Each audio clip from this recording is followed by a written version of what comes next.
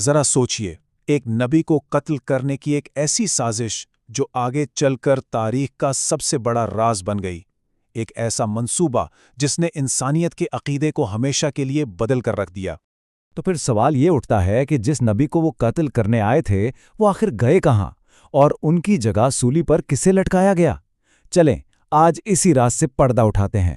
اچھا، اس پوری کہانی کو سمجھنے کے لیے ہمیں اس دور کے یروشلم میں جانا ہوگا۔ یہ وہ شہر تھا جہاں کبھی نبیوں کی آوازیں گونجا کرتی تھیں، لیکن اب وہاں غیر ملکی جھنڈے لہرا رہے تھے۔ دیکھیں، بنی اسرائیل کا حال بہت برا تھا۔ وہ رومیوں کے ظلم کے نیچے پس رہے تھے۔ انصاف تو بکتا تھا اور سچ بولنا وہ تو جیسے جرم بن چکا تھا۔ گلیاں رومی سپاہیوں کے ظلم کی داستانیں سناتی تھیں۔ ایسے میں وہ لوگ ہر روز ایک ہی دعا کرتے تھے، اے اللہ ہمیں بچا لے، کوئی رہنما بھیج دے۔ اور پھر اسی گہرے اندھیرے میں اللہ کی رحمت برسی۔ اس نے ان کی دعائیں سن لیں اور دو ایسی ہستیاں بھیجیں جنہوں نے تاریخ کا دھارا ہی موڑ دینا تھا۔ تو ہوا یوں کہ ایک دن حضرت مریم کے پاس ایک فرشتہ آیا اور اس نے وہ تاریخی الفاظ کہے، میں تیرے رب کا بھیجا ہوا ہوں تاکہ تجھے ایک پاکیزہ بیٹے کی خوشخبری دوں۔ یہ اللہ کا فیصلہ تھا اور ظاہر ہے وہ تو ہر چیز پر قادر ہے۔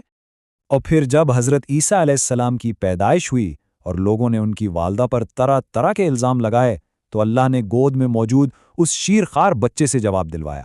یہ صرف ایک جواب نہیں تھا، نہیں، یہ تو ایک آنے والے انقلاب کا اعلان تھا۔ بہت جلد حضرت عیسیٰ علیہ السلام نے اپنی تبلیغ کا آغاز کر دیا۔ وہ شہر شہر گاؤں گاؤں گئے، لوگوں کو ایک اللہ کی طرف بلایا، لیکن ان کے معجزات نے اس وقت کے حکمرانوں کی نیندیں اڑا کر رکھ دی تھیں۔ سوچئے ذرا، وہ مٹی سے پرندے بناتے اور وہ زندہ ہو کر اڑ جاتے، وہ پیدائشی اندھوں کو بینائی عطا کرتے، یہاں تک کہ مردوں کو بھی زندہ کر دیتے تھے۔ بھلا یہ سب دیکھ کر لوگ کیسے اللہ کے راستے کی طرف نہ آتے؟ اور جیسے جیسے حضرت عیسیٰ علیہ السلام کا پیغام پھیلتا گیا نا، حکمرانوں کے دلوں میں حسد اور خوف کی آگ بھی بڑھتی گئی۔ انہیں صاف نظر آ رہا تھا کہ ان کی طاقت اب خطرے میں ہے۔ اور اس سازش کا پہلا نشانہ بنے حضرت یحییٰ علیہ السلام۔ جب انہوں نے حکمرانوں کے ظلم کے خلاف آواز اٹھائی تو انہیں قید کر کے شہید کر دیا گیا۔ اس واقعے کے بعد پورے شہر پر ایک خوفناک خاموشی طاری ہو گئی۔ تو سردار آپس میں بیٹھ کر کہنے لگے، بھائی اگر یہ شخص زندہ رہا نا تو ہماری حکومت، ہماری عدالتیں، سب کچھ ختم ہو جائے گا۔ یہ ان کے دل کا خوف تھا۔ وہ سچ کو پہچانتے تھے مگر ماننے کو تیار نہیں تھے۔ تو بس انہوں نے ایک منصوبہ تیار کیا، سیدھا رومیوں کے پاس گئے اور جھوٹ بول دیا کہ عیسیٰ بغاوت کر رہا ہے۔ پھر کیا تھا؟ قلم اٹھایا گیا، کاغذ پر مہر لگی اور قتل کا فیصلہ ہو گیا۔ اب آتی ہے وہ آخری رات۔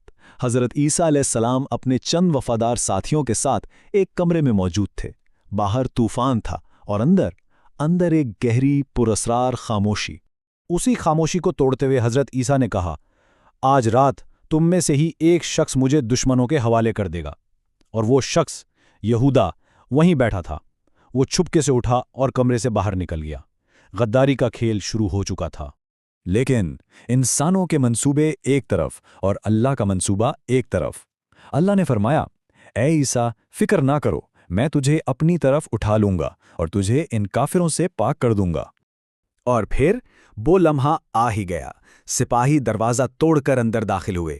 انہیں لگا کہ اس بار تو حضرت عیسیٰ بچ نہیں پائیں گے، مگر شاید وہ بھول گئے تھے کہ وہ کس کے منصوبے سے ٹکرا رہے تھے۔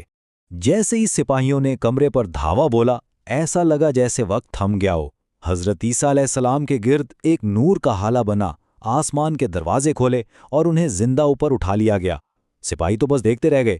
جسے وہ پکڑنے آئے تھے وہ ان کے ہاتھوں سے نکل چکا تھا۔ قرآن بہت واضح طور پر کہتا ہے کہ انہوں نے عیسیٰ کو نہ تو قتل کیا اور نہ ہی سولی دی، بلکہ ان پر شبہ ڈال دیا گیا۔ تو پھر سوال وہیں آ جاتا ہے کہ آخر وہ شخص تھا کون؟ اچھا، اس شبہ کے بارے میں دو روایت ملتی ہیں۔ ایک روایت یہ کہ غدار یہودا کی شکل معجزانہ طور پر حضرت عیسیٰ جیسی کر دی گئی اور سپاہیوں نے اسے ہی پکڑ لیا۔ دوسری روایت یہ کہتی ہے کہ ایک وفادار ساتھی نے خود قربانی کی پیشکش کی اور اس کی شکل بدل دی گئی۔ قرآن پاک کسی کا نام نہیں لیتا، بس یہ بتاتا ہے کہ حضرت عیسیٰ کو قتل نہیں کیا گیا۔